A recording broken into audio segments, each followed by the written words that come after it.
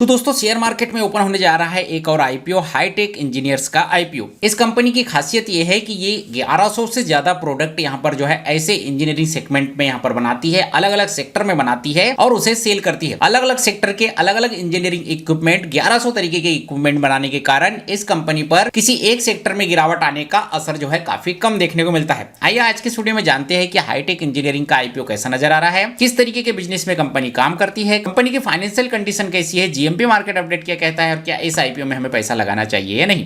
नमस्कार दोस्तों, मैं शेष सोलंकी, आप देख रहे हैं शेष मनी, जहां हम करते हैं पैसों की बात आपके साथ। तो चैनल को सब्सक्राइब कर लीजिए। चलिए आज के इस वीडियो में आगे बढ़ते हैं।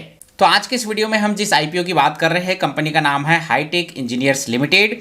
ये एक मेन बोर्ड आईपीओ होगा और इंजीनियरिंग टाइप के प्रोडक्ट और हाइड्रोलिक कंपोनेंट्स बनाने के तौर पर इसे जो है जाना जाता है। 24 अगस्त से आईपीओ ओपन होगा, 27 अगस्त को क्लोज होगा, 28 अगस्त को अलॉटमेंट के बारे में जानकारी मिलेगी, 1 सितंबर को आपको इसकी शेयर मार्केट में लिस्टिंग होती हुई नजर आ सकेगी। प्राइस बैंड की बात करें तो 50 से 53 रुपए के बीच का, यानी कि एक छोटे प्राइस का आईपीओ आपको देखने को मिलेगा। 5 की वैल्यू पर आईपीओ लाया जा रहा है। टोटल इशू साइज भी काफी छोटा है, 135.73 करोड़ का आईपीओ है। फ्रेश इशू 60 करोड़ का है और इसमें ओएफएस 75.73 करोड़ के आसपास का है। लॉट साइज 283 शेयरों का एक लॉट मिलेगा और एक लॉट के लिए मिनिमम इन्वेस्ट आपको जो है 14,999 रुपए करना होगा।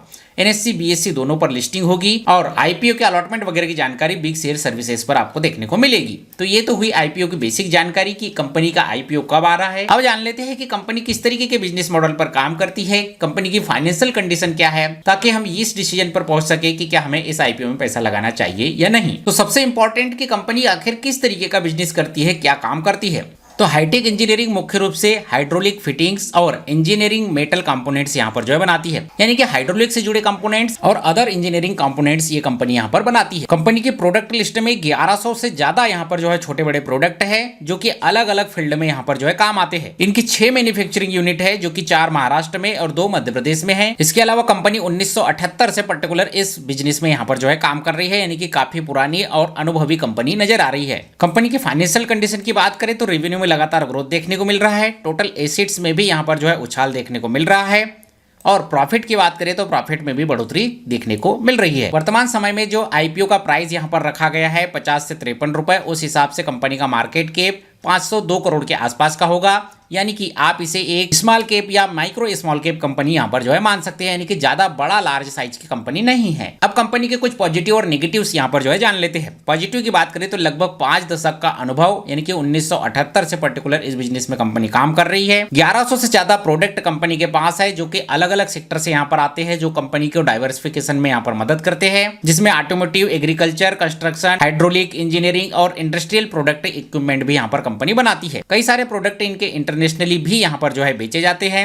और रेवेन्यू और प्रॉफिट दोनों में यहाँ पर जो है ग्रोथ देखने को मिल रही है। ये कंपनी के कुछ अच्छे पॉइंट है। लेकिन इसी के साथ कुछ नेगेटिव्स की बात करें तो एक स्मॉल मिड साइज की कंपनी यहाँ पर है, एक छोटे साइज की कंपनी है, जिसे कि यहाँ पर शेयर मार्केट के बड़े बड़े खिलाड़ी ऑपरेट कर सकते हैं। कस्टमर कनेक्शन का रिस्क भी यहाँ पर जो है ज्यादा है, कुछ बड़े कस्टमर पर ज्यादा डिपेंडेंसी है। रॉ मटेरियल प्राइस यानी कि स्टील और मेटल के प्राइस पर इनकी निर्भरता ज्यादा रहती है। कंपनी ने जो आईपीओ लाया है उसमें ओएफएस ज्यादा है, लगभग 50% के आसपास का, ये भी एक चिंता का विषय है। वहीं पर वैल्यूएशन ज्यादा महंगा तो नहीं है, लेकिन इसमें और डिस्काउंट रहता तो और आकर्षित आईपीओ हो सकता था। लगभग 20 के आसपास का पी रेशियो यहाँ पर देखने को मिल रहा है। वहीं पर आईपीओ का जो पैसा फ्रेश इशू 60 करोड़ आएगा, उसका प्रयोग कैपिटल एक्सपेंडिचर और डेट रिपेमेंट, वहीं पर कुछ पैसे का इस्तेमाल जनरल कॉर्पोरेट पर्पस के लिए भी यहाँ पर जो है किया जाएगा। तो ओवरऑल सारी चीजों को देखते हुए इस आईपीओ को मेरी तरफ से 10 में से 8 नंबर मिलते हैं। यदि यही कंपनी एक बड़ा मार्केट कैप रखने वाली कंपनी होती, 2000, 3000, 5000 करोड़ के आसपास का भी मार्केट कैप होता, तो ये और आकर्षित हो सकती थी। लेकिन मार्केट कैप काफी छोटा है, ऐसे में थोड़ा सोच समझ कर ही लॉन्ग टर्म के लिए यहाँ पर जो है निवेश करना चाहिए। हालांकि कंपनी के बिजनेस मॉडल और कंपनी के फाइनेंशियल कंडीशन में कहीं कोई कमी नजर नहीं आ रही। वैल्यूएशन भी ना तो ज्यादा महंगा नजर आ रहा है और ना ही ज्यादा सस्ता नजर आ रहा है। आइए जीएमपी मार्केट पर भी नजर डालते हैं। जीएमपी मार्केट के अपडेट की बात करें तो हाईटेक इंजीनियर्स का आईपीओ जो कि 53 रुपए के आसपास यहाँ पर आ रहा है, उसमें 27 रुपए की जीएमपी यहाँ पर जो देखने को मिल रही है,